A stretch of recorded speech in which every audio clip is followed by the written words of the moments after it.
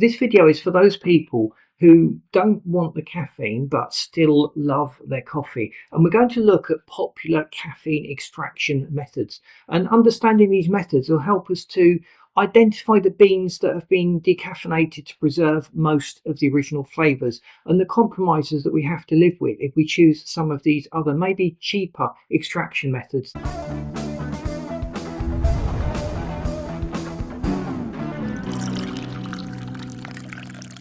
Caffeine is a chemical molecule inside the coffee. Think of it as a little spiky ball, and the extraction process really utilises the Velcro approach. If you had a load of balls, some of them were Velcro and some of them weren't, and Velcro strips, it would be very easy to just remove all of the Velcro balls. You just touch the strip against it and they stick. It's essentially the same thing that happens in the extraction process of caffeine. It's exploiting molecular reactions that attract the caffeine molecules and pull them away from the coffee, leaving just the coffee at the end of it. The first method we're going to talk about is the Swiss water method of extraction. The coffee beans are soaked in hot water. All of the flavour compounds come out of the beans at that stage. Then you run the water through an activated charcoal filter, and that activated charcoal traps the caffeine particles. So you've now got your beans in one pile with no flavour at all, and you've got this lovely dark water that contains all of the coffee tastes and aromas, and you've got a charcoal filter that's filled with the caffeine. What they do now is they reintroduce the water to the beans, they evaporate it off, and the beans soak up all of that goodness that was extracted from them. Now you have the beans with no caffeine in. Now I should say that no decaffeination method is 100% accurate. There will be elements of caffeine left in, so it will be a very, very small percentage, but that certainly shouldn't affect you if you want a good night's sleep or you're particularly sensitive to caffeine. But with the Swiss water method, you do lose some of the flavours and some of the overall aromas that you get from the original caffeinated bean. That's just a little bit of a compromise, but Swiss water is very, very eco-friendly, environmentally friendly. You're just using water. There's no nasty chemicals involved. We're going to be talking about some of the chemicals later, and it really is nothing to worry about too much. And although the Swiss water method, if done properly, has a little impact on the overall flavour you get from the coffee, it shouldn't be too detrimental. You can still recognise the base notes of the original bean. It's not been disguised. Now let's talk about the chemical processes. People start really worrying and panicking when we talk about chemicals, but after all, we're talking about taking a chemical out of coffee. The caffeine is a chemical. We need to stop associating the word chemical with something negative and harmful. But how does the chemical process work? Well, we're going to talk about the indirect solvent process. Instead of soaking the beans in water and then processing the extracted water, the beans are exposed to a solvent, and the solvent attracts the caffeine molecules. The solvents typically used are methylene chloride or ethyl acetate. Now, both of those evaporate off very, very cleanly. If you've ever dropped pure alcohol on the surface, you'll notice that evaporates off and there's no pure alcohol left on that surface. So it's very similar with these solvent-based processes. They attract the caffeine and then they're evaporated off. They come away from the coffee themselves. So it's a very targeted method, and it preserves a lot of the original flavour of the coffee. It's certainly nowhere near as damaging to the overall flavour profile as the Swiss water method is. So it's a great way of preserving the original quality of the beans, and it's a relatively easy process. But the thought of chemicals worries a lot of people, and a lot of people will steer away from this, although there is none of these chemicals present or none of these solvents present in the final bean when the process is finished. We've then got an indirect solvent method. So the beans are soaked in hot water. You get this soupy water coming out of the beans that contain everything, and then the solvent is applied to that water where it attracts the caffeine elements, and then that is reintroduced back into the beans. So similar to the Swiss water method, but you're not using an activated charcoal filter.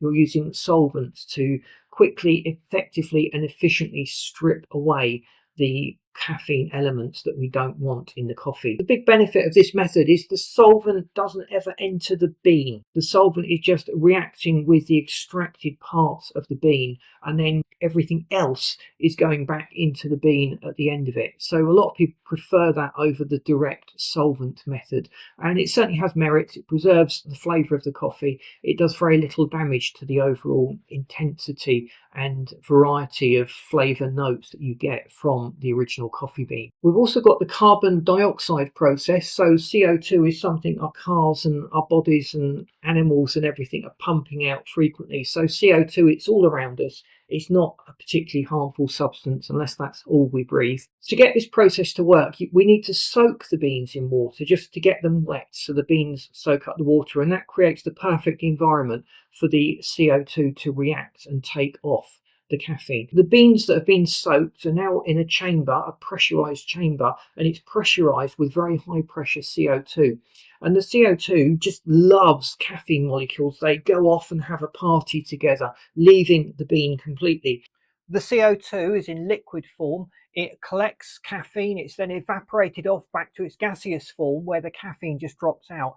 Interestingly though, this method needs to be repeated. It's very delicate. It doesn't get all of the caffeine first time. And in fact, several attempts need to be tried to remove as much caffeine as possible from the bean. And it will vary depending on the bean type and the roast type. So there is a need for a little experimentation there. But there's nothing really else extracted in that method. So you were left with essentially the original bean and the original flavour profile without the caffeine. A lot of people prefer the CO2 method because it is crisp, it's clean, it just removes the caffeine, and it doesn't leave any harmful or concerning residues in the coffee after you've finished. You may also have seen natural process on coffee, and this is generally a triglyceride process. So they use this in countries like Brazil. It's not that popular, it's not that well known overall, but essentially the beans are soaked in water, much like the Swiss water method, and they use coffee oil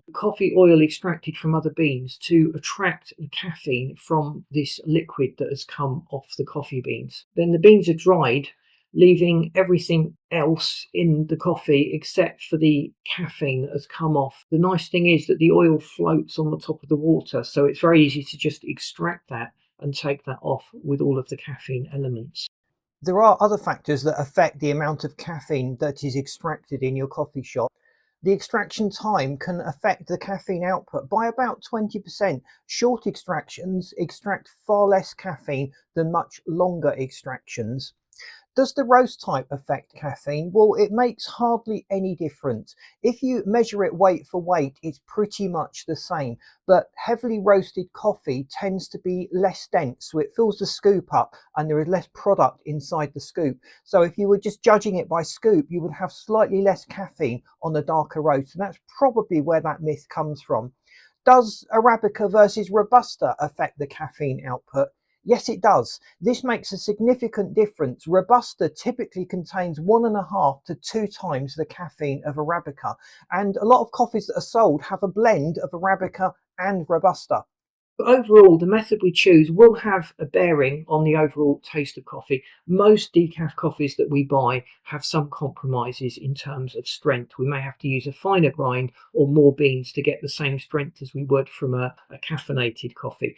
Think carefully about the processes. They're generally all very, very safe. There's no harmful residues left in the coffee, so we can relax a little bit. We shouldn't be shying away from chemical processes because we've just looked at what these actually entail and how these chemical processes are actually working. Hopefully you're better informed now when you go out to look for your decaffeinated coffee, and you can choose the method that suits your taste preference. Some like the very bitter, strong coffees. Others like a very, very mild, sweet, creamy coffee.